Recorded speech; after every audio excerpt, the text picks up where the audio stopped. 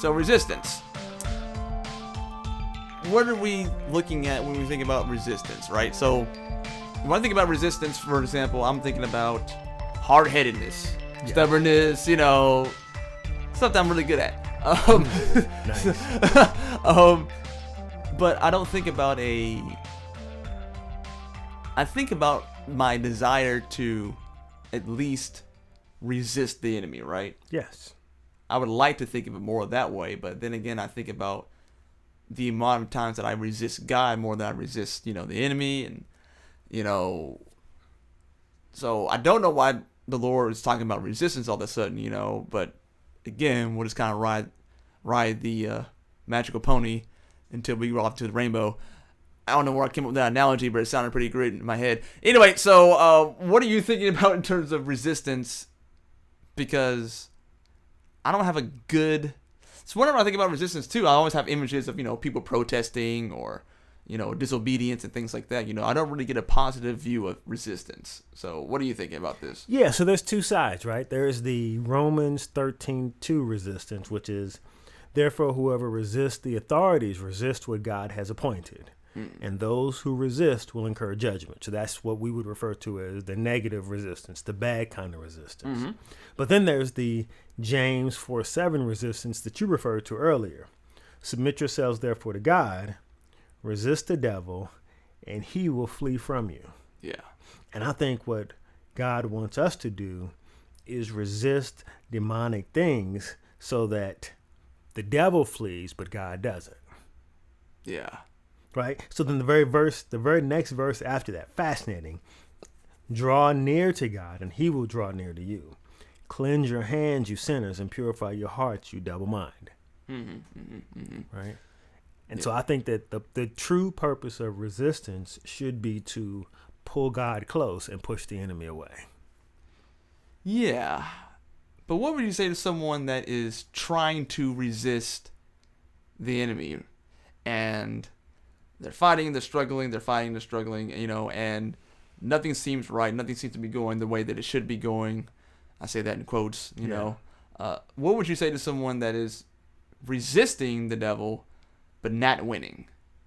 Or not seemingly winning, Yeah, so I would say a couple things. I would say that first, I think it's important to understand that resistance is a process, right? And so when you're fighting, when you are resisting, it's really important to tap into what the purpose of the fight is. The purpose of the fight is to learn how to win. Sometimes on the first go around, or even the second or the third go around, you fall flat on your behind, not because you should not be in the fight, but because you're learning how to win. Right? Yeah. So it doesn't go well. I get it. Keep going. Yeah. Because the process for believers is to learn how to win. But the second thing that I would say though is that that don't get discouraged. I think that I appreciate when someone comes to me and they're like me, right? One of my weaknesses is one of my strengths. That I'm a numbers guy. By profession, I'm an analyst. So I look at numbers and trends all day, right? So I look at statistics. And if the numbers are greater than 50%, we're good. If they're less than 50%, we're not so good. So I appreciate that. But I also want to say that the victory encouragement is not always in looking at the statistics. Right? That there's something greater going on. Statistics are good, but they're not everything.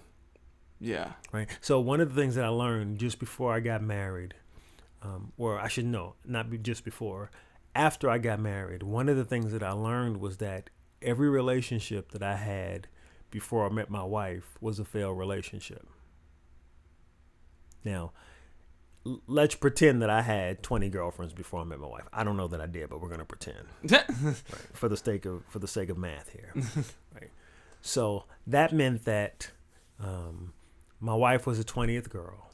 That meant that I had 95% failure rate before I got married. Yeah. If I look at the statistics, that means that I'm a failure and I'm never going to get married. Yeah. All Right. So there's that.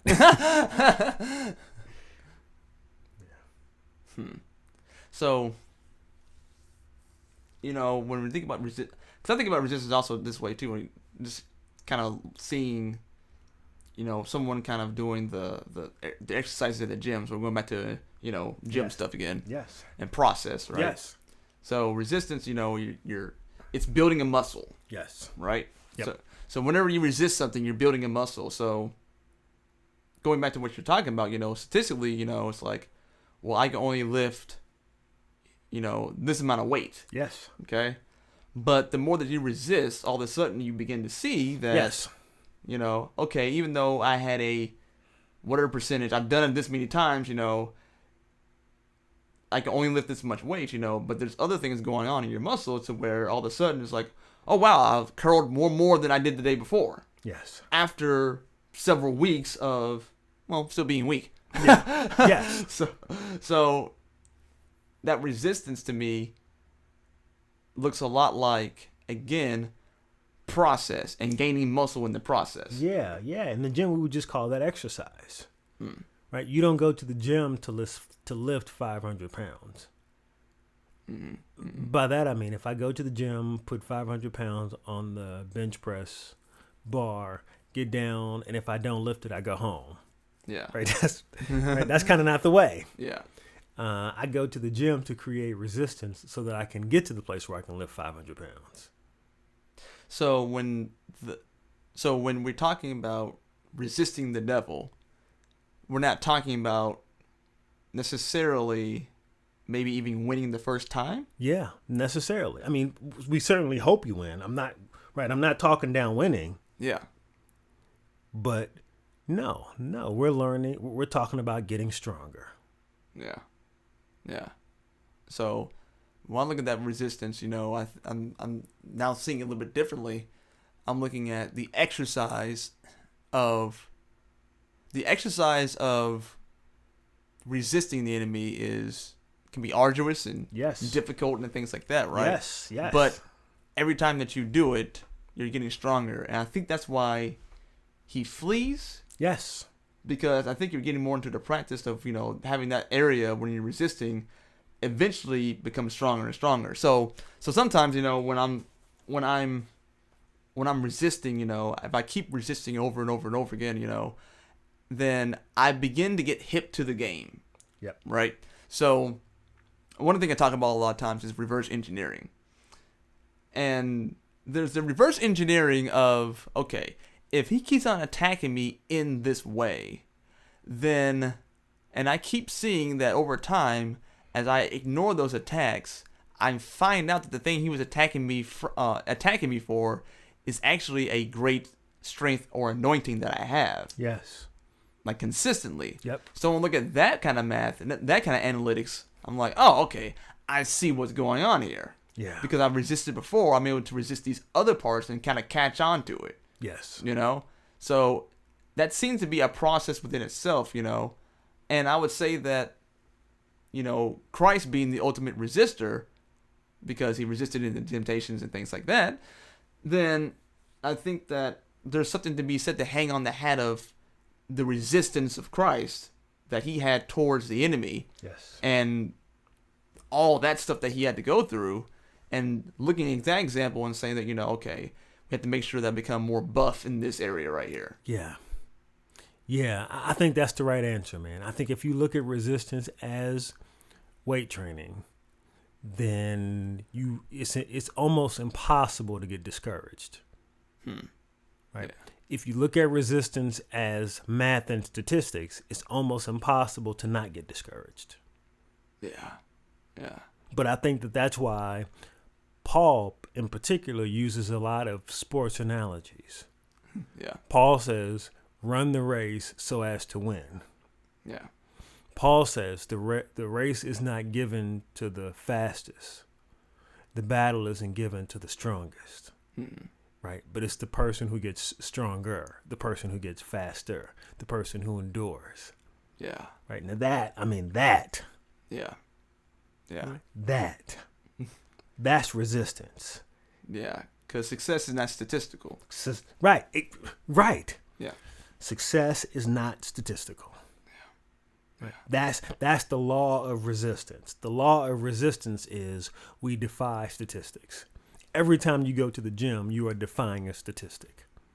Because the odds are that if I go into the gym, I'm not going to lift 500 pounds today. So why go?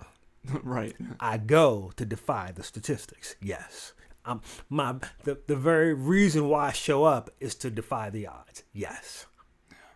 Otherwise, it's not exercise. Right. And so, right, you get stronger because you resist, and you get weaker when you don't. Right? This is why I think James says what he says in chapter 4, verse 8. Draw nigh to God. Resistance pulls you closer to God. Right? Pushes you further away from the enemy. Non-resistance pulls you closer to the enemy, pushes you further away from God. Right. Because when you look at what the enemy always offers, it's always something that is easier. Yep. And always short term. Short term and easy. Yep. Right. So God promises something perfect, but long term. Yeah. Right. I will glorify you. When I come, sin washed away. The perishable gives way to the imperishable. Right. Right. But that's long term. You got to work for that. That's going to cost you your whole life. Yeah. Enemy offers you pleasure right now. Yep. Or money right now. Or money right now. Or sleep right now. Right. Or peace right now. Or quiet right now. Yeah. It always costs you something, and especially when I think about, money right now, because that's what debt actually is. Yes, that's exactly. It's money right now. Yeah. Right. With no regard for what it'll cost you in the long term. No regard for what the annual interest rate will be. Yeah. Yeah. You can have this car right now. You can have this right now. And it always puts you at a deficit, when it's not biblical, it always seems to put you at a deficit. Yeah. So have it now, pay later. Yep. And you will pay. You will absolutely 1000% pay. Because I've noticed this about anything that is spiritual. Anything that is spirit makes you a deal and will come to collect eventually. Yeah. Anything that is spirit. Yeah. Including God. But the cool thing about God is that he offered us, he already collected. Yes. That's the cool thing about this whole Jesus thing, right? Yep. He already collected. Yes. So therefore, multiply. Yep. So when he comes, right? When he comes again, he comes to actually pay you dividends. Yeah. That's really, really cool. That's very cool. that is the cost of resistance. That in the long term you get imperishable, right? Dividends that can't rot, that can't be eroded by risky investments on the part of the CEO or the board, that can't be affected by acts of Congress or other nations, that can't be bombed, that can't be cyber attacked. Yeah. Absolutely. Yeah. Huh. Yeah. So you talked about perseverance, and that's a perfect way to segment into the next section. So I'm going to be talking about perseverance here. Yep.